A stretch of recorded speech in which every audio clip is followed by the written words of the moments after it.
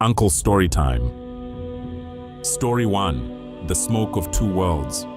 Long ago, when the grass was tall and the rivers still whispered the names of those who crossed them, there lived a woman who knew the secrets of the earth. Her heart was small, but her wisdom was wide. In her calabash and leather bag, she carried roots, herbs, and powders, each one holding a voice of the ancestors. One day, the people said she had given poison to another. The men of law came and took her away. They brought her before a magistrate, a man who did not understand the ways of the land. Before him, they laid her herbs upon a woven mat. The air smelled of dry earth, of rain long gone, of secrets. Then the healers were called. They came one by one, old and young, men and women. Each bent down to touch the herbs. Each spoke without fear. This one heals the stomach. That one draws out poison.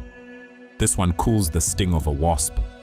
Their voices rose and fell like the beating of drums, steady and strong. But among the healing plants were others of mystery. One was for chewing when crossing a river, to keep the water spirits from biting. Another was for gaining favor before a judge, so that truth might find open ears. The magistrate asked, "How is it used?" And one old man, his beard white as river foam, said, "You burn it on the coals. You sit above the smoke, covered in your cloak, until it fills your skin and breath.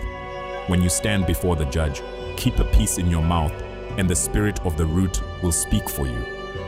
No one laughed, no one doubted, for to them, medicine and spirit walked hand in hand.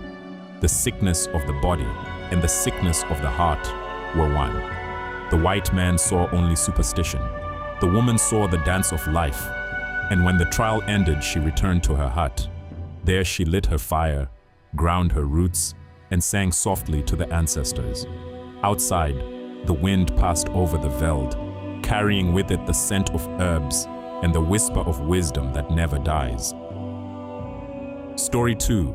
Sebgugu, the Greedy Man.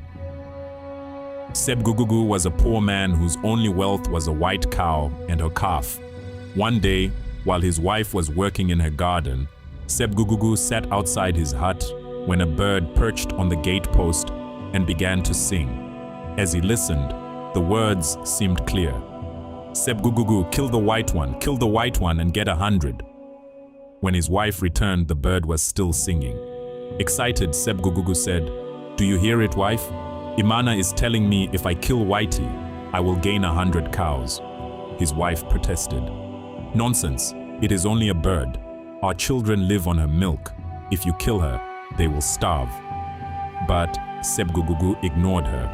He killed the cow, and though the family ate meat for a while, no new cows appeared. Later, the bird returned and urged him to kill the calf. Again, despite his wife's warnings, he did so.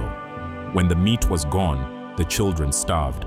In despair, Sebgugu and his wife gathered their children and set out to seek food. Along the road, Sebgugu cried out in misery.